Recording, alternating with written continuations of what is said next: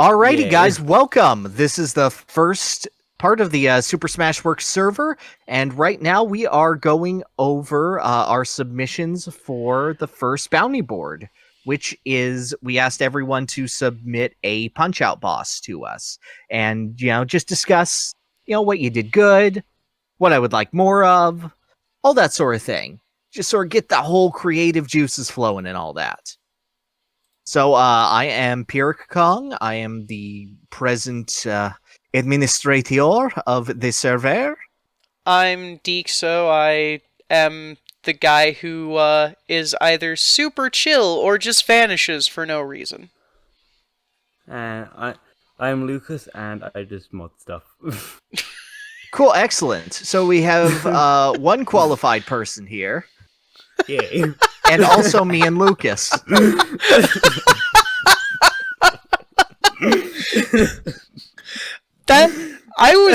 I didn't think I was the qualified person, but okay, sure, I'll take this. Wait, you want me to be an asshole? No, that's for later. We'll save it. It's okay. We'll be golden. But yeah, thank you all for joining us today. But yeah, we're just going to go over these one by one. We haven't looked any over other than I looked over two that were submitted to my own channel at youtube.com/c/designing4.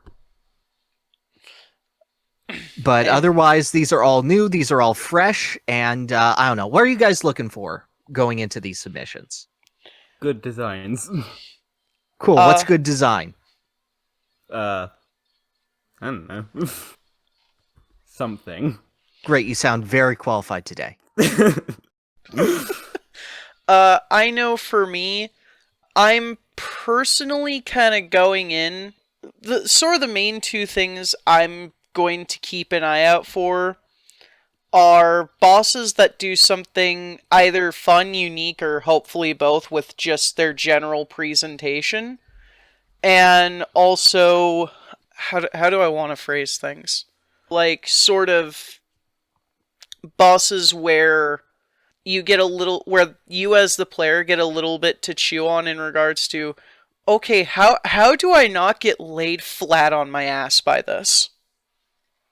Yeah, exactly. That's what I love. When I'm looking at a punch-out boss, I'm going, okay, I want this to be, first off, entertaining. I want it to be a big enough personality that I care. And it's not just, oh, his name's Pizza Pasta. That's the entire joke. I want it to have a kinetic energy, and most importantly, especially if it is a guest boxer, I want it to be able to embody what that character is all about without, taking away from the game being Punch-Out and the game being Lil Mac as the star. If it's like, oh, yes, this is Waluigi, and his concept is you have to roll a dice block with him, and you punch the block, and that depends his attacks, that slows down the pace too much for me. So... Are you saying you don't want Little Mac to join the next Mario Party? No, what? No. Super Macho Man deserves that spot. Oh, idiot. No. You're right. My bad. Yeah, like what are you saying? So should we get started before I embarrass myself further? Obviously. Alrighty, so first up, just going up and down the Showcase Showdown. Yep. We have Griefing Golem, and they have 3 boxes. So, if I'll just read this aloud.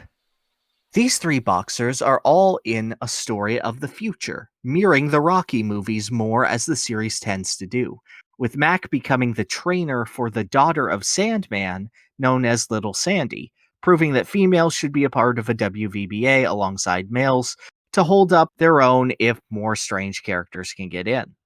This is more thought to be a Switch game, so take the advantage of more precise gyro in the Joy-Cons, and would feature a new mechanic called Pressure, where you can move your character back and forth. Going in, move forward allows you to get some easy attacks, but makes you more vulnerable to some attacks, while going backwards makes you more safe, while making it much harder to hit the opponent boxer. Some boxers also have an attack that goes through this new axis, so being more on your feet and knowing your opponents is a must.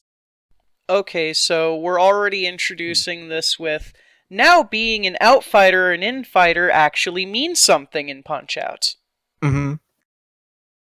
And that is interesting to me. I do feel like there is joy to the simplicity of Mac being decidedly an infighter and essentially having to work around the limitations. But I like the idea of this. I need to see it in implementation in order to actually judge how effective it is. But I do like the idea, since boxing is very much not a stationary sport, as Punch-Out would leave you to believe. This is the part where you can talk, Yep. Lucas. I think doing that might how I'm envisioning it, it might slow down the pace a bit too much, but it does envision boxing as more of a going around the ring, dodging your opponent more type thing, like the actual sport, rather than you stand still, you punch the opponent, dodge, punch, etc. Mm-hmm. I'm seeing it sort of like the way that fighting game ranges work. How you can basically duck and weave in and out of the opponent's range and go, oh, well, if Dalsim is here, I want to be closer to him. Otherwise, he punches me with his stretchy noodle arm from all the way on the other side of the screen. Or how Fatal Fury games worked, where you could jump in between two perspectives in the foreground and the background. Right. Which is just another way for me to say that, yeah, Terry's really good in Smash. I like Terry a lot. Okay. That I was envisioning more like you stay, you move away from the box so they come closer, and you could just keep dodging like forever. Like I don't think so, because like the opponents would be designed around that. Like you go out and they just like do a lunge punch, or it's like a pirate and you go out and he shoots a gun at you or something. I don't know. And the gun has like a boxing glove on it. And it goes yo ho. So we actually get the Acme pistol. Yes, the yo ho KO. If it turns out someone actually submitted this as we're reading through, I am going to call shenanigans. This would not be the first time someone has, like, reached deep into either of our minds. Yeah, not a problem with me. A pirate but his bird fights you. Yes, I'm good with that. Alrighty. Keep missing. So, newcomer boxer. Bishop Rook. Description. This British boxer hails with a thick accent and a chess motif, referencing the sport of chess boxing. He would have grey hair and a grey moustache, a more square face that always has a much more serious look. He wears a shirt that looks like chainmail. His shorts are the color of the England flag, red boxing gloves, and a crown resembling a rook's top that is split in half of it being white and the other half being black. Lucas, does this do justice to your culture? I'd say yes. Do you often go around playing chess wearing crowns? Do people go around and go, no, oh yes, it's you, the chess pansy? I think the crowns are nice. I think the crowns are nice, like homage to the black and white sides of a chessboard. Yes, no, nice. I agree.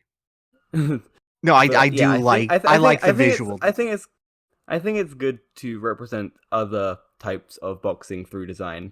Yeah. Yeah, I like the visual shorthand for this very much. So this gets the okay where if we edit in music, we're just going to edit the British anthem over the top of describing, or the visual description, right? Oh yes, no, this is just God Save the Queen going on right now. Alright. We lost someone based on that. Funny. Alright, so, fighting style. Bishop Rook would have a face that looks like it's made of stone, as it takes a dizzy to change his expression, him always keeping his cool.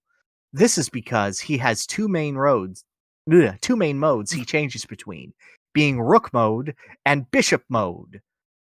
We just call them attack and defense position in the Yu-Gi-Oh community, thank you. With his crown slightly being more white when he is in Rook mode, and it being more black when he is in his Bishop mode. His Rook mode has him move forward in grid-like motions, attacking fast and being able to break through some defenses. This makes Iz much harder, being the main tutorial character for learning how opponents use the axis for attacking. His Bishop mode shows the opponent can also block and dodge, BR going into it whenever he takes a dizzy hit, and staying in it when he feels safe to go back on the offensive. Sorry, go on. With the tell, I don't know if it will be very easy to tell through the headgear, because when I normally play the Punch Out on the Wii, I usually look at their facial expression rather than above them. So I don't know if the tell would be that useful for what mode they're in.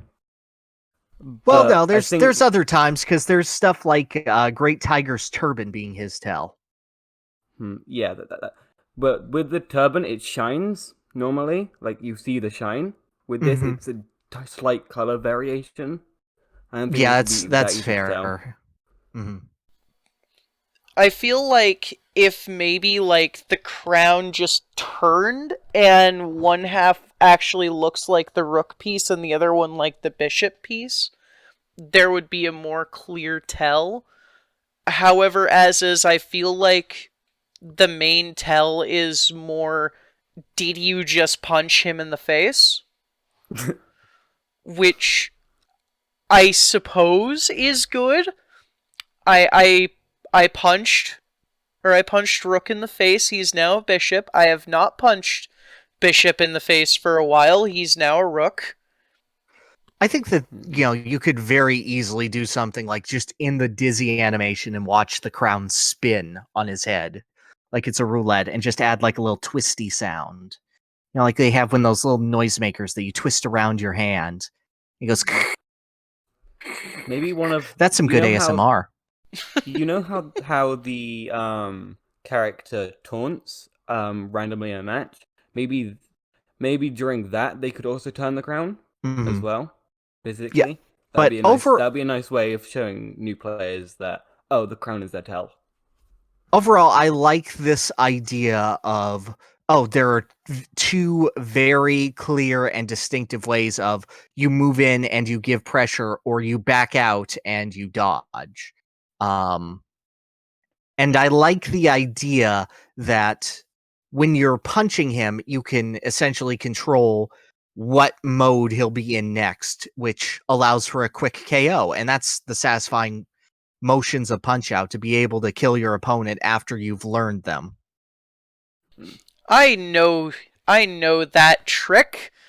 You dare use that trick on me again? Eat star KO, silly AI. Haha!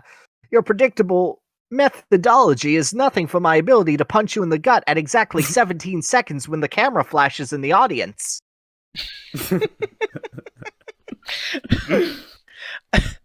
But yeah, I really like this. This is actually a strong, straightforward identity for being able to see what's coming at you, introduce your concepts very well. This is, it's not nice and clean. It's not clean, but it can be polished. It can be worked. I like it. It also definitely benefits from explicitly being like a very early opponent too, so that the player has the player is going up against something that is very clear what it's doing, and they can go, oh wait, that's a mechanic? Okay, let me try that. Yeah. Alrighty, any thoughts from the peanut gallery before we move on? You like chess, man? You like chess? You don't like chess? 10 out of 10, not enough checkers? I agree. I've played Deltarune. I have not. Dude, it's like 4 hours. And it's free. Yeah. It's on the Switch for no reason. I have the game. I just don't play it. I could be playing Smash instead. We do stand chest man. Just man stand. Alrighty, with that, let's move on to Griefing's other one. Which is... Real quick, Griefing pointing out that this is specifically the second fight, I think is probably a good clarification, because that means I can double down on that last thing I said. That's a tutorial fight? Absolutely. Yeah. Because then it's like, okay, here's introducing Punch-Out. Okay, now here's introducing Punch-Out, but it's new. Yeah. The other has step forward, like Z-axis, like what? Yeah. Okay. There's a So, new axis. Retake Boxer. Boxer name, Ape the Fourth. Which is a very deep pull. This is from arm wrestling. The Punch-Out spin-off. Oh yeah, arm wrestling. That world famous competition sport where manly men do manly things over a table. Yes. I mean, poker is more manly than arm wrestling. I mean, come on, but whatever. Description. Ape the Fourth is the newest mark of a line of fighting robots based on monkeys and apes, with its predecessor being made for an arm wrestling contest. Same canon as Punch-Out as part of the series. Yeah, I got you. Got you. A female engineer controls its movements, with the metal body being covered in patches of foam padding, being the weak spots to fairly take off health for matches. Its head can also be knocked skywards like a Rock'em Sock'em robot, and has a cord connecting him to his creator for inputs. I also do like the chronology of this, as Ape the Third was the opponent in arm wrestling. This is Ape the Fourth. It's a new generation. Punch-Out GX, generation next. I like the mental image of just being able to pop its head off, because with that alone, you have the option of, do I make this cartoony, or do I make this really morbid? Oh gosh. Do you remember the title defense match of Glass Joe where his headgear goes flying off? I'm imagining that, but with a head constantly going back and forth, sparks flying off it with every punch. Pop goes the weasel. I would assume, since it's a robot type thing, I would assume the only way to win would be to knock his head off, because if you punch a robot a lot, it's probably going to take a while to break. Well, that's why it says it the has... head would be the weak point. That's why it says it has foam padding, so it's fair. Ah. Well, like it's fair. like, okay, how do we make this fair? We specifically designed weak points. Ah. Great job. Boop, human fists weak. Ha ha ha. Well. Mm-hmm. And then fighting style. This robotic ape would have a more slow and rigid movement for a majority of the fight, not being good at blocking moves and having many openings. However, this is made up for by the padding. It takes no damage from getting hit on the non-padding part, which instead would hurt its opponent from punching metal. Yeah, that makes sense. Yeah, I get it. I made my joke like 5 seconds too early. Damn. Yeah. It would also have charged up punches that can go further than the normal reach the boxers have. A strong enough hit backwards could cause it to become unplugged, leading to an instant KO. I really like that. Okay, so... I really like that. That's nice. We took someone, or Golem took someone from arm wrestling and made them King Hippo 2. Yeah, essentially, but like, imagine it's less King Hippo and more you're slowly gaining ground. Like, you advance and they retreat, you advance, they retreat, and eventually you get them close enough and then you uppercut them, and it's, oh no. Beep boop. Where did plug go? Oh no, packet loss. My one weakness. I overall like the design. I like the plug. Wouldn't thinking about it, wouldn't the head getting knocked off do the same thing as getting it unplugged though? No, I imagine it's like one of those extendo necks, because it specifically evokes Rock'em Sock'em. So it's probably like, imagine a lug nut being unscrewed, and then it screws itself back, and you hit it again, and then you just keep doing it. That makes sense. Yeah. I wonder. Part of me wonders, like, could you get a TKO off of Ape the Fourth by just knocking its head off a bunch of times? Theoretically, but I mean, supposedly this would be the same as the stun animation, as opposed to a down. Because, like, the one thing I'm not seeing is, I don't think that there's a way for you to down this opponent in the traditional sense. Yeah. Like, I'm seeing, okay, it takes damage probably until it shuts down, but at that point, that's not a technical down, so it sounds like it's encouraging you a lot to get this special KO, which I'm actually okay with, because, you know, that's just a King Hippo fight. This is a King Hippo fight. Yeah. And it's not like Punch-Out is a total strain. Even excluding King Hippo, it's not like Punch-Out is a total stranger to just bosses that have weird conditions with their fights. I don't know what you mean, Boyle. This is one of my favorites, Mac. Cheeseburgers in your gloves, etc., etc. I don't like him. I love him. Aaron Ryan's amazing. Okay. I can't understand him. Oh, she got pudding in your ears, lad.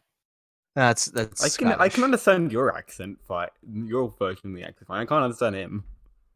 Yeah, in the Bald Bull rematch, you can't KO him during the Bull Rush without a Star Punch. So, yeah. So yeah, I like this. I feel that it's actually probably stronger thought out than Rook, which, I mean, I know it's a tutorial fight, but this really takes the whole idea of pressure and it stacks it in on itself and makes it a requirement. And I really like the evolution of that concept. Yeah. Okay. Guest boxer. Boxer name, Springman. Description: it's Springman from ARMS in the Punch-Out style with shorter spring arms. Why would you do that? It's Springman. His thing is that he has spring arms. Well, clearly, this is a balancing measure, so you can't be on, like, the opposite end of the boxing ring and go, oh no, is that a fist in my face? Well, I would agree, but also, it's a pressure system. You get closer, and he can't get further away because it's only one axis. Yeah. It's like you have to weave through the punches. That's the idea. Boyoyoing. Fighting style. Springman would stay to the back at all times, going for further away. What am I telling you? With his longer arms that can be ducked under. Getting too close with no plan isn't good either, as he'll just grab and throw his opponents away from him, dealing damage from the impact of the throw. Is that legal? I don't know. Is anything Ayn Rand does legal? Does that matter in Punch-Outs? Did you just call Aaron Ryan Ayn Rand? I have not been awake for very long. Sure. Did you just I have cheeseburgers in my Atlas ears. Shrugged to Mr. Oh, you got cheeseburgers in your gloves, hey, Marky boy? Oh, fries and shrink, you pretty like me sister. Yeah, that guy wrote Atlas Shrugged. Yep. Clearly, I have no idea what I'm talking about. What is a Punch-Out Wii? Oh, I'm the king of the leprechauns, me boy. Lucky the Irish. Disney Channel original movie. Oh my god. Oh, Mac, would you kindly throw the match? Oh, a man chooses, a slave obeys. You're making a great argument for I should have put a Big Daddy as the guest boxer in your contest instead of Game and Watch. Oh yeah, Can probably. you imagine? When he gets low on health, also, he does his comeback mechanic, where he does much more damage to his opponents, trying to make sure he can finish for the win before he gets knocked out himself. So, I think I like this the least of the three. It's... For better or for worse, Springman's description is just... This is how you would translate ARMS into Punch-Out, and ARMS is kind of already what if Punch-Out but multiplayer, but also a way more movement options. While I agree with that, I feel that there's a big missed opportunity with the different arm types here, which is such a big part of the ARMS meta, that this is essentially a training exercise. It definitely says a lot that, like, one of the biggest parts of Min Min's kit in Smash is just which of her 3 arms would be useful for the current situation. And don't be me and only use the big punch because you don't know how the boomerang works. Yeah. Yeah. I feel like there could be more to this that celebrates arms in specific. Like, I feel like if you look at the arm coming in at you and it's like, oh, what kind of arm is this? And I don't know arms. So it's like, oh, it's a big punchy arm. What if I use a star uppercut and punch it back and it hits them in the face with his own arm? That actually... I think that Springman is probably the least interesting of the ARMS characters as well, because you could do so much more interesting things in Punch-Out with, like, other characters that aren't Springman. I forget the green jello dude's name. Helix! Cool. Yeah! Yeah, Lola Pop! The best ARMS character. Yeah. You could do, I think Springman is a waste of representation for ARMS, because you got so many more interesting designs that you could go with, because with Helix, you could get him to easily like dodge your punches, and you gotta like trick him in some way, or something. Yeah, like the only issue is I'm scared for Mac punching Helix and his arm just gets stuck. Because it's oh no, I punched Jelly. I didn't think this out. Now I'm just imagining Helix as this just absolutely absurd defensive fighter where sometimes he'll go so low that all of your punches just sail right over his head, and other times he'll stretch himself all the way up, so you actually can't hit his head at all because he's it's just like too fighting tall. Pikachu. But yeah, as insofar as the guest, it's a nice thought, but there's more that can be done. There's more that can be done with the universe. I don't feel it celebrates it. Even if we wanted to stick with Springman, because admittedly he is the guy on the box, it feels like, one, the chat's already discussing how, like, he's pretty show-offy and he would do some, like, very impractical fancy stuff. And two, a major aspect of ARMS is that when an attack is coming at you, you can just punch the other guy's fist and it disables that arm for like a half second. Mm-hmm. So one aspect of the different arms that Springman could bring in is he'd have one arm where if you just punch him in the hand, that hit, like, there is a lot of end leg to him dragging that back. Or another arm where if you punch him in the hand, it's too big and you get hit in the face. Mm-hmm. I think that you could also play a lot more with this if you played with the grab a little more as not a purely defensive option, because you're playing with him as essentially he is doing that specifically to get you into his long range. I think that there's also something to be said about him dragging you to short range and him just pummeling you as a combo from there. So essentially he's changing your position constantly, and you have to adapt to that. I think that could have some creative application. I don't remember if it's Springman or not, but there is a character in ARMS where their grab actually is that they'll pull you in and just punch you around a bunch before knocking you away. I want to say that's Springman, but there actually is a character that does do that in ARMS, so it would make sense. I think it might be Springman or Headlock, it might be I think. I'm not sure. Yeah, that sounds right. Oh, the big robot skull. Yep, I keep forgetting Headlock exists. Yeah. Righty. So then moving on, we have... How do you say their name? Fox.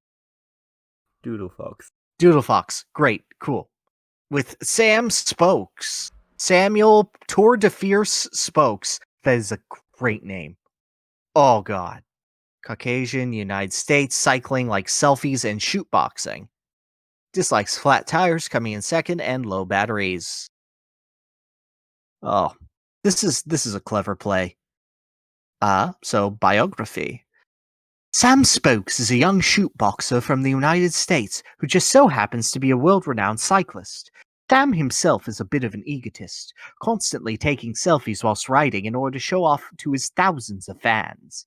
Whether it be on social media or during the races, the young athlete is rather cocky, to the point where someone like him, who focuses mainly on leg strength, enters the World Video Boxing Association just to show that he can. Sam does have an ace up his sleeve, however. Being a practitioner of the Japanese shoot boxing style while also being an outfighter rather than an infighter, he isn't here to just put up his dukes, although he does do that. No, what Sam is here to kick ass! I'm sorry, the emphasis was on the word kick. Fuck, hang on. No, what Sam is here is to kick ass. Shoot boxing is a mixture of kickboxing and shoot wrestling, allowing for more up-close attacks that come in from a distance. This includes kicks, and since Sam is a somewhat arrogant cyclist before anything else, it makes sense that he would prefer to attack from somewhere further away rather than risk ruining his persona. If he can pull that off while looking cool in the process, then he's already won. He was one of the first obstacles Mac would have to take down after his victory of the minor circuit. This is a flash-over function fighter, just begging for someone to knock him down a peg. The question is, will you be the one to do that? Maybe. I really like the setup. Yeah, it's to me it kind of gives the vibe of like, what if we took Dragon from Super and made it like an actual character and not a cheesy B martial arts movie like antagonist. Mm-hmm. I like the inspiration for this being kickboxing and shoot wrestling. I'll have to see when the game plan comes in how it includes cycling in here. Like, obviously, I feel that the bicycle kick is an obvious finisher for him, which is like a 1-2 aerial kick. Very, very Bruce Lee. Yeah. But I love the idea of shoot wrestling. It reminds me a lot of the Japanese strong style, which is just really hard, meaty kicks along with a lot of flash. Very, very Shinsuke Nakamura. And I like that idea of stylization and just being so into yourself with this. During you know when Mac's down, I could imagine him just going next to Mac and taking a picture just to show everyone I can beat people up. Just he does the kick and in the middle of the kick he takes a selfie. Yep. Or or if he, I mean, I know I'm getting into the game plan, but if he had tell where he's about to punch you but slows down to take a selfie with it, and then you punch him during that, and that's how you get the star. Now I'm just imagining like there being a character in a Punch-Out game where one of his moves is he turns around and takes a selfie. And if you don't dodge to the same side he's standing on, Mac gets stunned by the camera flash. Oh no, it blinds you for a second so you can't tell which side he's coming from. Oh, but if you duck, you miss that. Ah! And then when you beat him, the end card is just him taking a selfie and in the background you just see Mac coming in for a haymaker. Yeah. Like, you could literally see the filter of the JoJo's to be continued arrow coming across the bottom. Okay, so game plan. As mentioned earlier, Sam is an outfighter, whereas Max strives to get in. Sam will keep a safe distance and burst forward when he's ready to strike. It's an odd mix of the cowardice displayed by someone like Glass Joe, masked with the bravado of Don Flamenco. Neat. He's meant to lull new players into a sense of security, only to break that idea and punish those who don't change their game plan. They're in a new circuit, the times they are a-changin'. Sam's punches, while still providing a fun challenge, aren't the best defenses against Mac. When stacked up against previous and future fights, Sam's can be avoided with barely any effort and don't take that much health off. This is very bad on a surface level. I don't think you need to say, this is bad design on a surface level, but that's the point. Oh, there you go. Sam, despite his ego, is chipper and somewhat welcoming. This is why his kicks aim to break that welcoming allure and snap Mac and the player back into reality. The kicks can repeatedly hit Mac if he lets his guard down and deal much more damage, making them what's likely to be your downfall should you get careless. Oh, these are several paragraphs. Like a real bicycle race, the aim is to keep up with the competition and come out on top. Sam is fast and sure, he's an influencer before a godly fighter. The only reason he's gone as far as he had is because no one before expected weak punches and strong kicks. At the end of the day, Sam is flashover function and can be somewhat predictable should he begin to falter. Most importantly, Sam isn't one to keep his face covered, even with the helmet he wears in the ring, and he doesn't stand a chance against the punches of the Bronx's best. Okay, so I do like this. I do like him essentially warming up to the fight. I wonder how quickly he gets to his kicks. Like, is it, oh, okay, you punched him. What are you doing? Idiot, stupid idiot, Bronx loser. Do you even have an insta kick? Or is it, okay, he has to be beat around. Okay, I'm taking this seriously now. Punch, kick, it's all in the mind, bitch.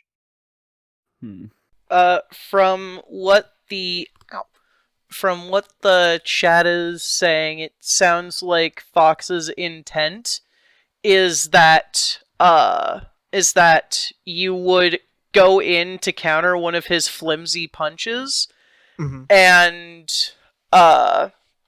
Sam would just be like, no, boot to the head, go away. You just punch it and it goes, Ome wa shinderu. Nani? Whack! Yeah, Kiku. I like that it's showing, like, you shouldn't punch unless you know what's going to happen next type thing. So it shows most players that, oh, if I punch this guy when he's trying to do something, he's going to just kick me in the face type thing. Yep. All right. Should Sam be up by round 2, his facade will start to degrade. In between matches and waiting for Mac to get up, he poses and takes selfies, making an effort to make his potentially short-lived victories seem like monumental occasions. Every time he wins, he ends up motivating the player to try harder, to block more, to dodge more, to fully utilize the fundamentals while throwing in his own flair. He's your first step beyond the tutorial, and in spite of his show-off nature and adoring fans, the guy is flat out not as experienced as you are. An idea suggested to me by my dear friend Gonzo is that to tie in with cycling and his personality, Sam will take a break mid-kick as a way to fake out the player, only to rev up and go on the offensive. While an effective battle strategy and fitting his demeanor, he ends up leaving himself wide open for any attacks Mac has up his sleeve. While the game expects you to take advantage of the fight, he doesn't.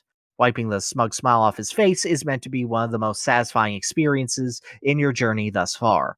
Taking him down, you've secured your spot in the major circuit, taking good old Tour de Fierce to the trash. Basics are over. The switch-ups you'll see throughout the rest of the game are just the beginning. So, the thing I like about him taking a break mid-kick is I can see it being a thing where if you don't finish him off fast enough, this guy will start mixing up his timing. So it's like, okay, I punch knowing that isn't going to do anything. Dodge to the side. Why is he not kicking? Oh, why is there a foot in my head? Yeah, no, this is a very obvious tell. Punch-Out Wii does this super obviously with Mr. Sandman just going boo at you. And I like the idea of this being an easier version of that. My one issue that I have with this is I don't feel like it captures the idea of cycling very well. I don't feel that that's a necessary part of his character. Essentially, you have the rev kick and he uses his feet. But otherwise, I don't feel it's integral to his kit. I know one thing the chat was talking about when we were first going through the visual description is the idea that, like, maybe he would have a thing where if you knock him down, or where, like, if he knows he's about to lose, he'll just grab his bike from out of the ring and just smash it over Mac's head. But if you manage to hit him before you get hit by the bike, it's just an instant KO. The bike just falls on his head. Yeah! Ah, my bike! Smash. I do like it, but I feel like that'd be like a title defense thing. Like, okay, I'm not losing again. I'll ruin you. Ah, my bike. And Mac's like, I've played Yakuza. I know what happens when you smack someone in the head with a bike. Mm-hmm. But yeah, I think it's a good idea, but I feel like the visual identity is just a bit weak. I feel like there are a couple things that you could do to give the whole bicycle identity. Like, again, if you just look up the wrestling move or the MMA move, bicycle kick, that's a very obvious one because it's essentially a half tell where you stop yourself for a minute and with one foot and then basically do a switch kick. So it's like half of a kick followed by a secondary kick, continuing your momentum forward. So it's like basically jab upper, and that's super easy to implement as, okay, you dodge one way, but if you get hit by the other, aw, damn, he got you. He got you good with the big bike kick because you dodged the first one but can't dodge the second. And, were you about to say something, Lucas? You can go first. And another thing that someone in the chat mentioned is, like, what if he wore a bike bell on his arm that just rings whenever he's going down? Like, adding on top of that, I can imagine, like, from the second round onward when he starts getting more self-centered, just sometimes he'll stop to ring that thing a bunch of times to just annoy Mac and throw off the player's timing. I like the thought of him being annoying to Mac, but also when he knocks him down, I like that he supports Mac and stuff. I like the thought of him doing like an act to show his fans that he's a well-meaning guy, so he gets more people on his side. Yeah, that's good characterization. Literally just Doc going, I received a word from Mr. Sam Spokes. He says that you should block more in your next match. He may be an idiot, but he is correct. I can actually see Doc just going, suggestion, block. I left a comment saying that you should duck more when he does the bicycle kick. It has 50,000 likes, Mac baby. The numbers don't lie. God. Okay, final note. There are undeniable comparisons you can make between Sam and Don Flamenco. Two of them are both strong, charismatic outboxers that you fight early on and aim to prop themselves up over you.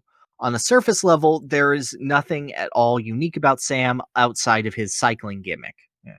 When you go deeper, however, the two act and play nothing alike. Sam isn't the guy who will wait for you to attack first by doing nothing. No, he'll get in some of his own attacks first. He'd make sure that everyone watching has a great time before going all in. Or everyone is watching, rather. Ignoring how he also uses his legs to fight, unlike the Great Dawn, Sam doesn't really have any specific people to impress like Dawn does. He's appealing to a massive crowd, and more anything, putting on a good show for them. His actions, while wholly unique to him, feel like gigantic crowd pleasers more than anything else. He is a take on the Don Flamenco archetype, yes, goes out of his way to be as different as possibly can be. The last thing Sam Spokes would ever want to be is second place. And yet he is 5th. Yep. Whew. Yep. So I do really like this. The question is, do you guys prefer this to Ape the Fourth? I feel like... Because looking at it, the next two are guest boxers. So for the inaugural category, we basically have to decide between Sam Spokes and Ape the Fourth. I feel like Ape has a much stronger identity to him, but as well as a more consistent one, while Sam just has all of these cool little details in his stuff and would probably be more interesting to actually play against in regards to learning what his stuff does instead of, or compared to beep boop, punch harder, tiny human. Well, I mean, you could have like because he has a controller, you could shit talk, the controller could shit talk you. Just I like the thought of Sam deteriorating his identity throughout the match before he loses. Like, and in a like a rematch type thing, I would like to think he would what's it called? He would have less people on his side, so he'd be more showboaty in a rematch. Yeah, I agree, back on but his side. I do want to constrain it to the submissions as opposed to what we think, because I could go, yes, Ape the Fourth, piloted by Futaba Sakura from Persona 5. Well, you can't just say something like that and not expect Futaba to lose. Well, that's okay. That's a discussion. Also, like, my only question in regards to, like, this is, why do you think we should be comparing Sam in the retake instead of a newcomer? Because even though, he does have a lot of comparisons to Don Flamenco, they are two very different people. Because we only have one newcomer. Or we only have one retake. So I meant for it to be two categories, and I've made it confusing. Yep. Every time. Good thing I only submitted 2 entries into yours then. Mm-hmm. Oh, no. You're fine with Don Flamenco comparisons. Like, evolving past that concept and evolving over the concept, I don't mind a retread if it's done well. Yeah. Like, you're innovating on the concept. I see that. I get it. It's good. So, here's sort of the weird... I guess the weird ethical side of this that I'm seeing is, like, because there are 3 guest character entries and 3 non-guest character entries, that means in this case, Golem is going to have one of his in the winner's circle regardless. So it's more...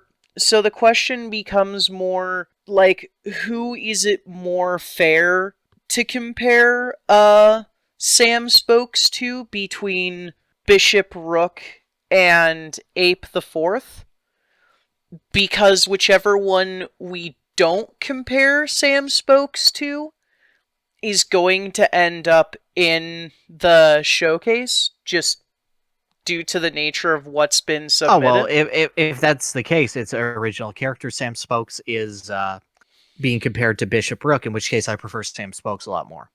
Okay. Yeah. All right. Sorry, I was doing it as, okay, the category is in between Sam Spokes, Ape the Fourth, and Bishop Rook, not Sam Spokes versus one of them and the other one gets to live. Okay. That's But where I got that- confused. Oh, okay. Then I don't mind. I don't mind having if- three. I'll mind. Yeah. It did sound like there were three distinct categories, and I think that's sort of how Griefing Golem saw his submissions. I see that. So yeah, I'm good with that. Just give Sam a category, Ape a category, and then we'll decide in between the upcomings. Yep. Which is currently Springman. And then we also have coming up guest boxer Incineroar. Please keep in mind I never play Punch Out, so forgive me if I get things wrong. No problem. I got you. Would be good. Attack pattern. Incineroar will start the battle with a 3-attack combo after squinting their eyes. Right arm swing, left arm swing, and a center screen punch, which will leave them open to attack for a second. They will then perform either a side punch or Darkest Lariat. If the former, then Incineroar will move to the side and punch to the opposite side. If the latter, Incineroar will charge up, then spin in circles for a while, which the player must repeatedly dodge to not get hit by the rest of the hits. After the move, Incineroar will be dizzy and open to attack. The next move will either be a side punch or Darkest Lariat, which will repeat until Darkest Lariat is used, and the cycle will repeat. Weaknesses: Incineroar will occasionally do something similar to whatever he's doing when he lands smash attacks in Smash. I don't know what it's called. It's called taunting. It's called showboating. He will also always do this when he lands an attack. This will leave him open for you to attack them. I don't feel that's necessary. I don't feel it's necessary to make this into a weakness. I feel that already you have a very, very rigid pattern for Incineroar to follow. So at this point, he is super predictable. Also, as a heal, sorry to interrupt, but also since Incineroar is explicitly meant to be a heal fighter, I feel like it would make more sense where he would do his taunts every time he lands a hit rather than occasionally when he throws them out. So it's like, haha, I see that I have successfully hit you in the face. Meows and Dark type. Yeah. Let me see. Techniques. Much like in Smash Brothers, Incineroar can counterattacks and strengthen their own using revenge. His eyes will glow for a moment before he begins his counter, which will leave them open to attack when it fails and performs a small counterattack. When it succeeds the next attack power, it's revenge. Strategy: when Incineroar starts, dodge to the left, dodge to the right, dodge in any direction. Be wary of Incineroar's eye to know if you should attack. Then dodge to the side, side punch. Darkest Lariat. Also when Incineroar is cheering. Okay. The issue I have with this is that this is very much surface level Smash Incineroar. Go on. If you translated the character directly from Smash, if Smash were their only game appearance or personality appearance, yeah, this would be what you would do to give him a 1-to-1 appearance in Punch-Out. My issue is there are ring ropes right there, and he's not using them. Oh, God. Can you imagine, instead of just implementing revenge 1-to-1, sometimes Mac will punch Incineroar, and it looks like you knocked him down, But no, he just springs himself off the ropes and just clothesline you. That's really good. Yeah. And has precedent in Punch-Out before. Or like he hits Mac and most of the time he'll taunt, but sometimes instead, while Mac is reeling from the punch, he'll just climb up onto the turnbuckle. And it's just, can you uppercut before he lands on you? From the top rope.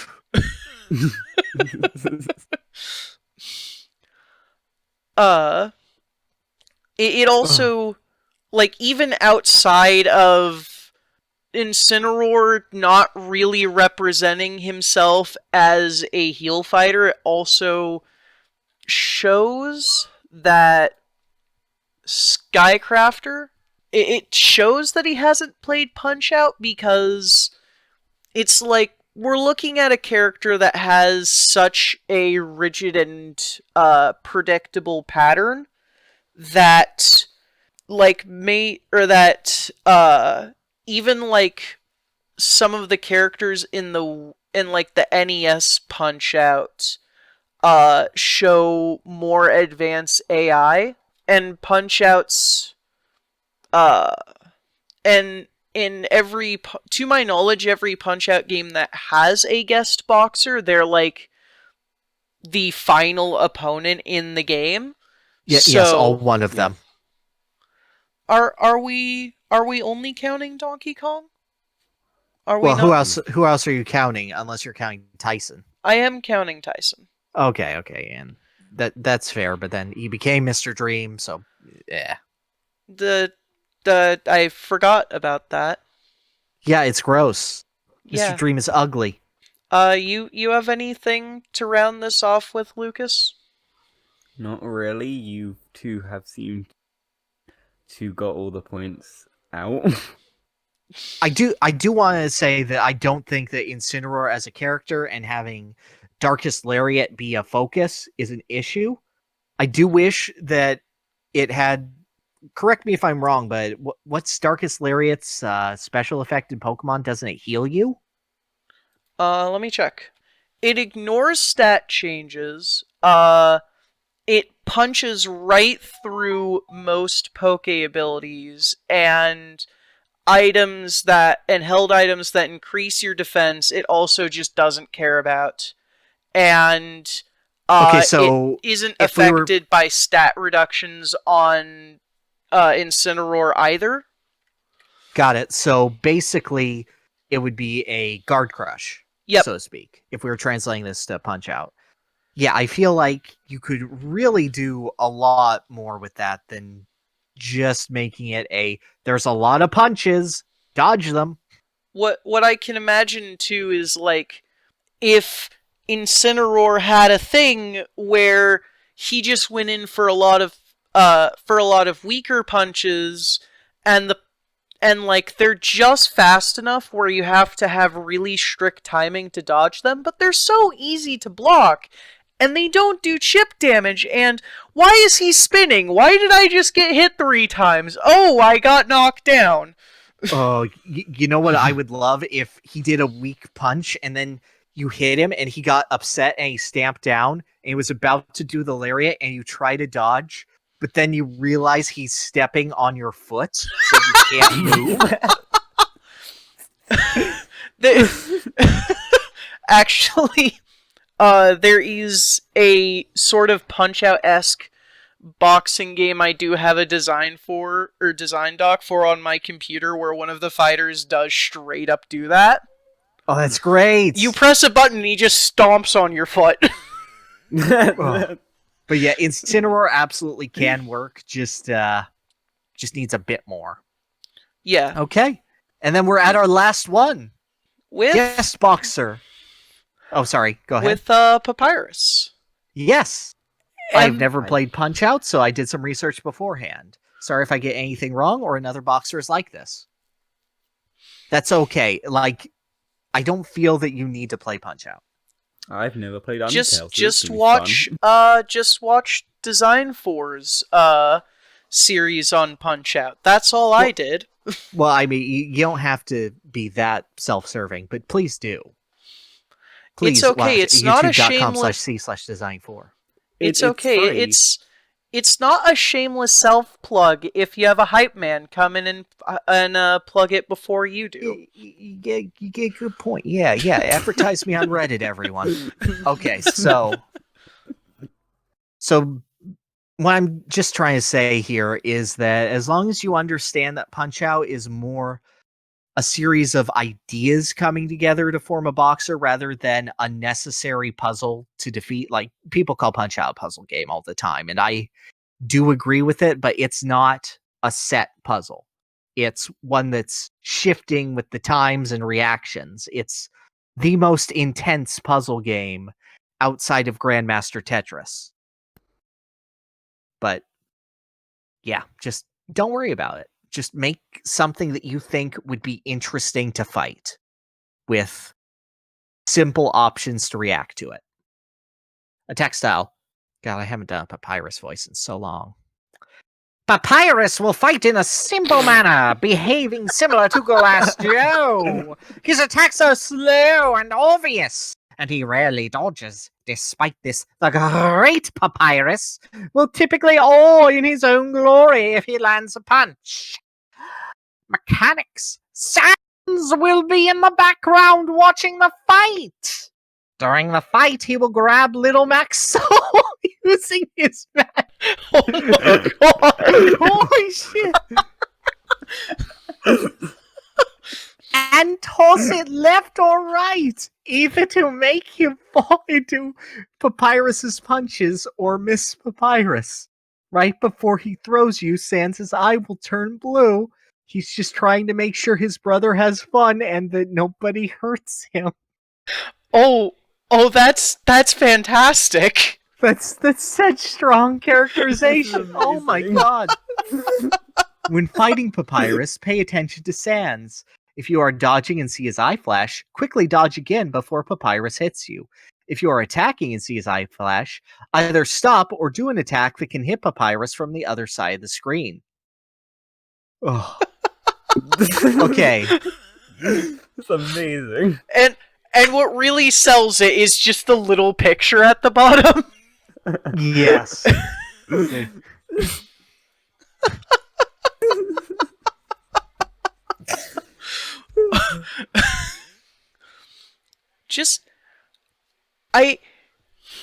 So we're fighting against this just ineffectual nitwit, and then occasionally his brother would be like, hey buddy, how about you just get hit by that?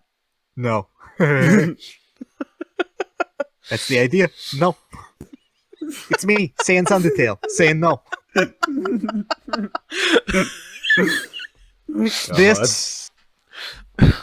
This is gold. This is a golden idea, my friend. There are ways to expand upon this, obviously, but the core. This is what I'm talking about, because even if you detailed this intensely, the core idea here is so good that I want to come up with ideas for it. Like, this encourages me to keep thinking about good ideas to keep going with this. And that excites me so much. It's like when we compare Sans and Incineroar, these are both guest fighters that we kept coming up with ideas for, or that we could, but like the key difference between them is with Incineroar, we came up with those ideas like maybe this is just me, but we sort of came up with ideas for him out of frustration at the lack of potential being used. While with Sans, it's like, what else could these two do to just like double down on this synergy between them? It's in response to the potential already there. Yeah. There's just there's such a thrill with this. As soon as Sans will grab Mac's soul. Yeah, no. The moment you read that, all three of us were like, "Oh God, wait, what?" And can you imagine too, just like someone casually playing Punch-Out? They come across this fight. It's pretty easy. They're wondering why this is like endgame, and then suddenly just a heart shows up in the center of Mac, and just yeet. Da da da da da da da da da da da da da da da da da da da da. Just the player's response to...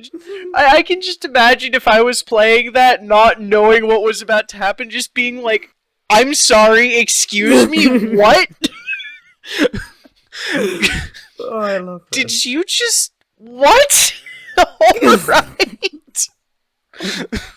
The thing about this is it's hilarious. But like, imagine someone has no idea what Undertale is, and they're just like a happy Nintendo kid. And this happens, and they go, "What is this? What is this?" It is such a strong sell for Undertale. Oh my god. Like, this is the strongest sell you could give Undertale. And just imagine the remix of the Punch-Out theme Toby Fox would put in. Oh my god. Now, okay, that alone would be worth it. Like, normally, I do get a little annoyed at how, like, Sans has sort of eclipsed everything else from Undertale, and I kind of feel... A lot of the times I feel like when Sans is included in something, it's not because it's Undertale, it's because it's Sans.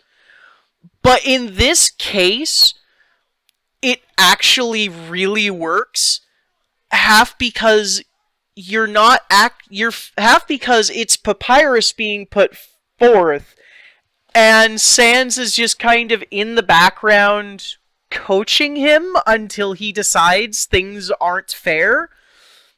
And half because, like, that's... Oh no, he thinks things are very much too fair right now.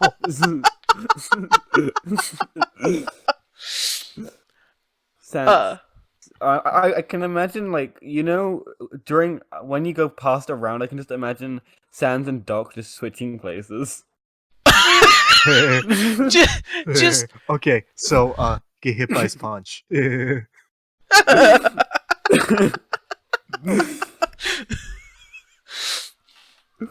I now I'm just imagining too that, like, if Mac actually does get knocked down, Sans just pulls out his trumpet and starts playing it while you're getting up.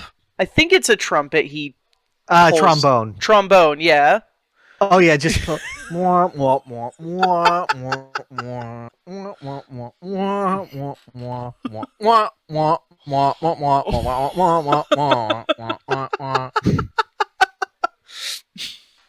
But yeah, no, the best... You're right. The best part of this is that it's not, "Hey, it's me, Sans Undertale from Undertale."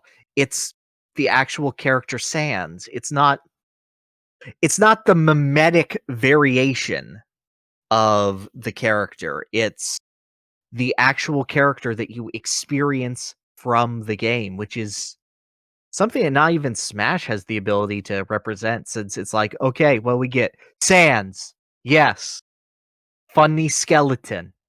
This is actually portraying the character, and it's so good. It's done so well. This is great. This one wins. Yeah. Yeah.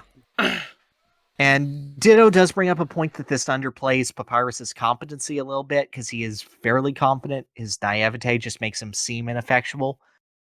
Whilst to some extent I agree, I also feel that Papyrus being a 100% showboat compared to Mac, who has outboxed a man who outsped a bullet train and took punches from a man who tore down a building with his bare hands, and also an actual magician and also King Hippo, I guess. I don't know.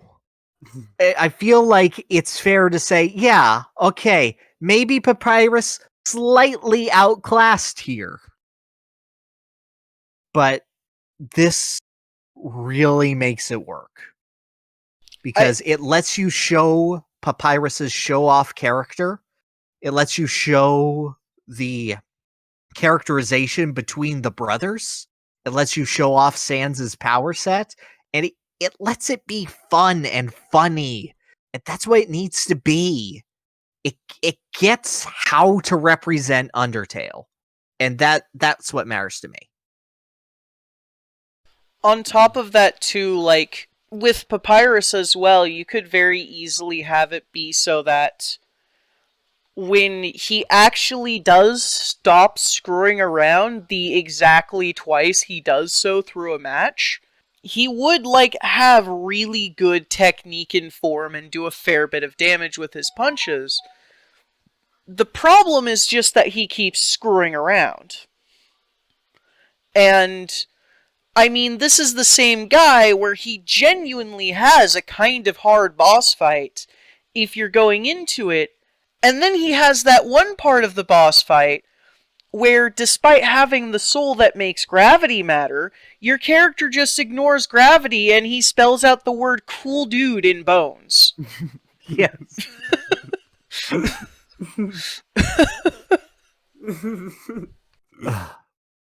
But yes, I can easily imagine him having one actually hard attack. It's like, that was a warm-up for my ultimate attack! And it's just like, he does a little dance, and then he punches, and he misses. And then you punch him, and his head falls off, and he goes, Welp!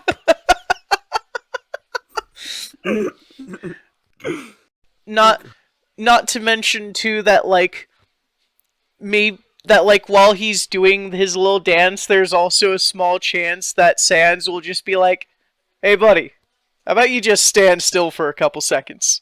We cool with that? So Sans is just holding you in one spot, and and it's like, well, you can block.